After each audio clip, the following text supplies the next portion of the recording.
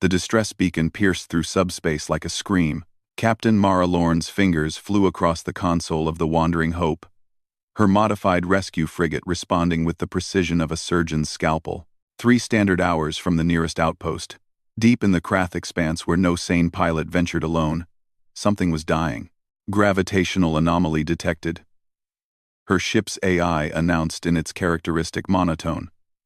Classification: Snare-class trap. Origin: unknown. Mara's jaw tightened.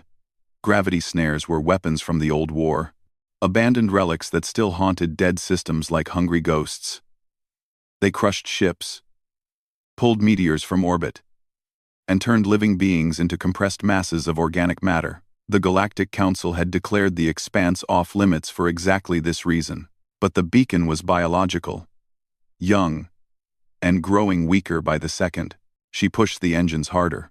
The moon, designated KX-447, was a graveyard of rust-colored canyons and crystalline formations that jutted from the surface like broken teeth.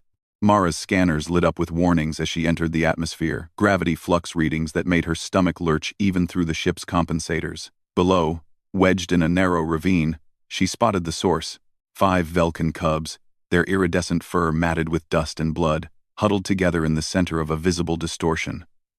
The air itself seemed to bend around them, warping light into nauseating spirals. They were caught in the snare's eye, the single point of relative stability in a field that would tear apart anything that entered. Around them, the ground was already failing. Massive cracks spider-webbed outward from the epicenter, and Mara could see sections of the ravine floor beginning to tilt and crumble. The snare was collapsing the terrain itself, drawing everything toward its crushing core. The Cubs' ship, a civilian transport, probably a family vessel, was already gone, compressed into a sphere of twisted metal no larger than Mara's fist. She had minutes, maybe less. Mara set the Wandering Hope down on the ravine's edge, her ship groaning under the gravitational stress. Every species in the known galaxy had advised against developing countermeasures for gravity snares. Too expensive, too dangerous, too likely to fail. Humans, as usual, hadn't listened. She strapped on her exoframe, a skeleton of reinforced durasteel and gravitic compensators that made her look like some ancient warrior from Earth's medieval period. The frame whined to life, its systems drinking power from the fusion pack on her back.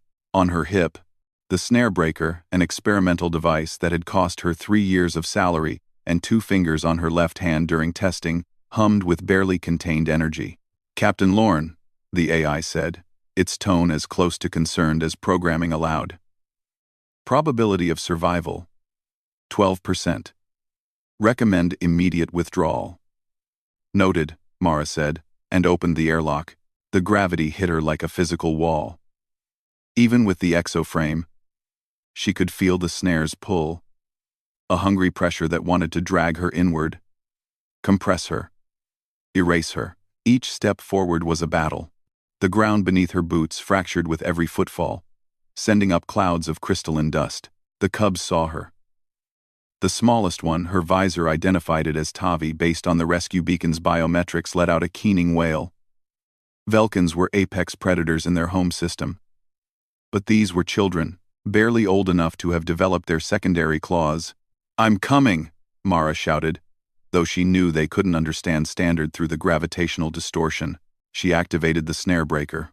The device screamed to life, projecting a counterfield that fought against the snare's crushing grip. Reality itself seemed to shudder. Mara felt blood vessels burst in her nose, tasted copper. The exoframe's joints began to smoke. Every system was redlining, warning klaxons blaring in her helmet. But the field, the terrible, crushing field, began to crack. For a fraction of a second, she saw it. The mathematical impossibility that held the snare together. The quantum knot that twisted space into a killing trap. The breaker found the weak point and pushed. The snare shattered. The release was catastrophic. Gravitational energy that had been building for possibly centuries exploded outward in a shockwave. Mara was thrown backward, slamming into a crystalline outcropping hard enough to crack her visor. But the Cubs were free. The ground wasn't. With a roar that sounded like a dying god, the entire ravine floor began to collapse. The snare's death throes had destabilized everything, turning solid rock into a cascading avalanche of stone and crystal. The cubs scattered in panic, but cub Tavi, the smallest, froze in terror. Mara didn't think. Thinking was for people who wanted to survive. She lunged forward, exoframe screaming in protest, and scooped cub Tavi into her arms. The cub was heavier than it looked, dense with muscle and bone that made humans seem fragile by comparison. But Mara's frame had been built by humans, and humans built things to last. She ran. Behind her, the ground evaporated into nothingness. Ahead, 3 more cubs had already scrambled to safety. But one, a slightly larger cub with a torn ear, had fallen, its leg caught in a collapsing fissure. Mara reached it in 4 massive bounds, grabbed it with her free arm, and lifted. Her exoframe's power gauge hit 0. For one terrifying heartbeat, Mara held both cubs, suspended by nothing but human muscle and stubbornness. Then the emergency reserves kicked in just enough. She heaved them both onto solid ground as the ravine behind her collapsed entirely, sending up a mushroom cloud of pulverized stone. Silence. Mara collapsed onto her back, both cubs sprawled across her chest, alive and keening.